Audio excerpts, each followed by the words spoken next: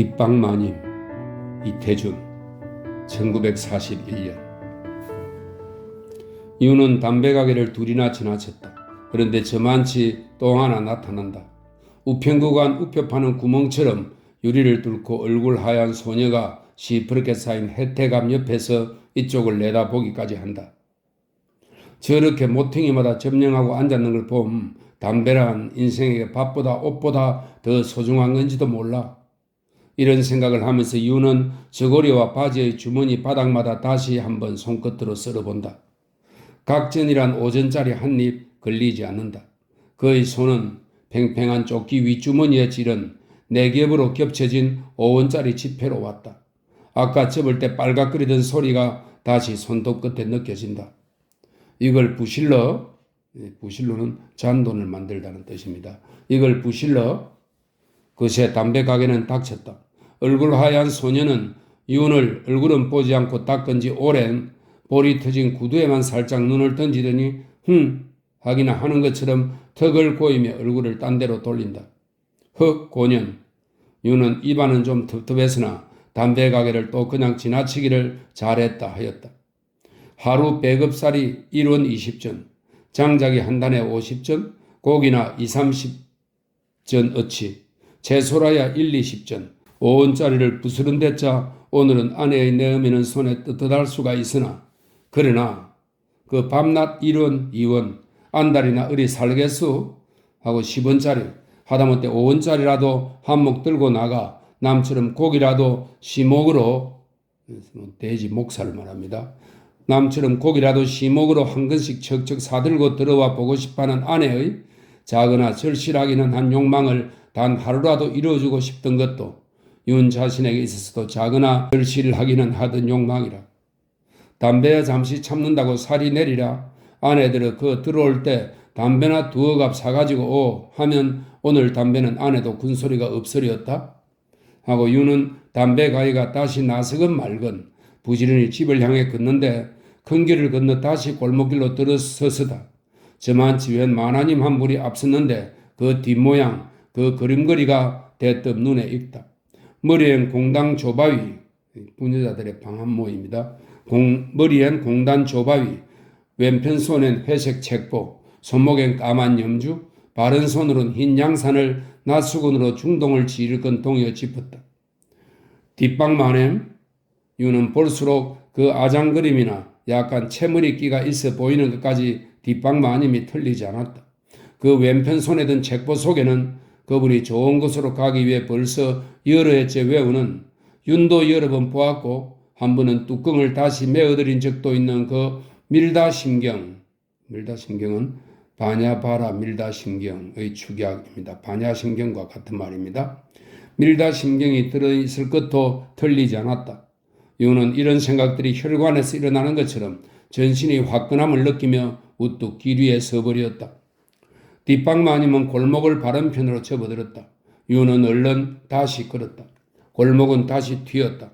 뒷방마님은 그저 양산을 짚는다기보다 끌며 타박타박 걷고 있었다. 뒷방마님은 윤이 낳기 전부터 이미 윤의 집 식구였다. 윤의 어머니가 시집올 때 친정에서 다리고 온 친모로서 자식도 친척도 없는 여인이었다. 윤의 어머니를 주인이라기보다 자기 딸처럼 아끼어 윤의 어머니가 부엌에 날에 서게 되면 바느질감을 붙들었다고 해서 그냥 앉아있지 않았다. 다른 하인이 없어서가 아니라 윤의 어머니의 시집살이면 무엇든 대신 맡아서 자기 손발로 해내고 싶어 했다. 그런 다심한 정과 의리에는 윤의 아버지도 일찍부터 감동되어 내외가 말다툼 한마디 그 뒷방마님 듣는 데서는 크게 하기를 미안해 여겼다. 윤에게도 그의 할머니나 외할머니보다 오히려 살뜰히 굴었다. 커서 중학에 다닐 때까지도 할머니에겐 떼쓰지 못할 것을 이 뒷방마님한테는 곧잘 때를 썼다. 뒷방이 그의 방이었던 뒷방마님은 바늘 귀가 안 보일 때까지 여러 식구들의 옷을 지어대었다. 그러나 요즘 친모들처럼 월급이란 것이 없었다.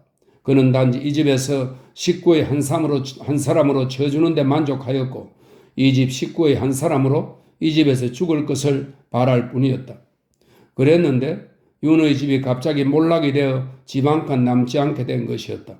새집 살림으로 나서게 되어 윤의 할머니까지 그의 딸네 집으로 처소를 옮기게 되는 형편에 이르러 그 뒷방 마님에게만 뒷방이 안재할 리 없었다. 그때는 이미 눈이 어두워 침모로 오랄 데도 없어 마침내 양농원으로 가 염주를 헤이고 앉았게 된 것도 이미 3년 전의 사정이었다. 윤의 집 식구들은 뒷방 마님을 잇는 적이 있어도 뒷방 마님만은 윤의 집을 잇는 적이 없는 듯 매달은 아니라도 매철은 따라서 꼭꼭 와주었다. 손목에 벌써 길든지 오랜 염주를 걸고 그 언제 어디서 죽을지 몰라 잠시를 나와도 놓는 법이 없다는 밀다신경 책보를 들고 자기 양사는 겨울이나 여름이나 구별이 없으면서도 윤의 옷을 보고는 을에 봄이면 여태 솜끝을 못 벗었구나, 가을이면 여태 솜끝을 못 입었구나 하고 혀를 쩌쩌 차곤 했다. 한 번은 돈이 다 어딜 가 썩누 하였다. 윤이 돈은 있으면 뭘 하시려 물었더니 너희 아버지 물쓰듯 하던 걸 넌 지금이 한참인데 얼마나 답답하겠니 하였고, 윤이 이 다음 내 돈 잘 벌어 잘 쓰는 걸 보고 돌아가시오 하였더니 그래라 그땐 날 더도 말고 사문만 다고 하였다. 어느 더팀 전에 어느 해 여름에 적삼감 한 가지 끄는 게 한 2원 된다 하였고, 자기가 가면 할머니나처럼 반가워하는 몇 아는 집 아이들에게 군밤이라도 몇 톨씩 사가지고 한번 가보고 싶다는 것이었다. 윤은 그 후부터는 뒷방 마님을 생각하면 사문이 생각났고 어쩌다 사문 돈을 만지게 되면 문득 뒷방 마님 생각이 나곤 하였다. 이제 5원 지폐를 몸에 지니고 앞에 가는 노인이 뒷방 마님인 것을 알았을 때 전신이 화끈 달아올랐으면 오로지 이런 기회를 마음속에 오래 벌려왔기 때문이었다. 사문, 얼른 이 5원짜리를 담배를 사고 바꾸자. 뒷방 마님의 뒷모양이 저만치 막다른 데서 다시 옆 골목으로 꼬부라지르는 데서였다. 새로 나타나는 담배 가게로 뛰어들었다. 비존 한 갑 주시오. 그건 바꿀 게 없는걸요? 윤은 잠깐 어쩔 줄 모르다가 뒷방 마님의 뒷모양이 다른 골목 안으로 사라지는 것을 보고 얼른 5원짜리를 도로 집어넣고 뒤를 따랐다. 이번에 나서는 골목은 제법 번화하였다. 반찬 가게와 과일전도 여기저기 있었다. 뒷방 마님은 이 세상 모든 시설이 이미 자기에겐 한 가지도 상관이 없다는 듯이 돌아보기는커녕 곁눈 한 번 팔지 않고 그냥 앞만 향해서 타박타박 걸을 뿐이었다. 마치 그의 인생의 종점을 향해 나아가는 그의 운명을 보는 듯 번잡한 거리로 돼 그분의 그림자는 산엽 속에처럼 허젓해 보였다. 윤은 얼른 과일전으로 들어갔다. 사과 좀 살 테니 이걸 바꿀 게 있겠소? 웬걸요? 이제 이위 싸전에서 바꿔가서. 윤은 얼른 다시 길로 나섰다. 에라 5원짜리 챗 그냥 드리자. 사문의 그의 갑절 얼마나 좋아하실까? 우리 집에 와 일생을 희생한 어른 아니냐. 이까지 5원 한 장을 그냥 드리지 못하고 부슬러지 못해 발발 뜨는 내 꼴이. 에이. 윤은 몇 걸음 뛰었다. 이제는 뒷방 마을에 어딜 가세요? 하면 이내 알아듣고 돌아설 만한 거리에 왔을 때다. 바로 싸전 앞인데 배급살 사러 온 사람들이 늘어섰다.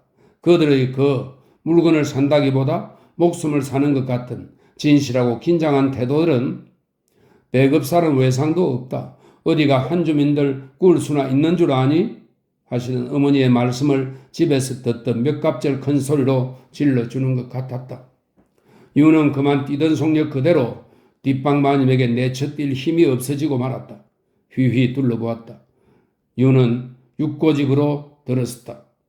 육고집은 고기를 파는 가게입니다. 푸주권입니다. 얼른 고기 반금만 주시오.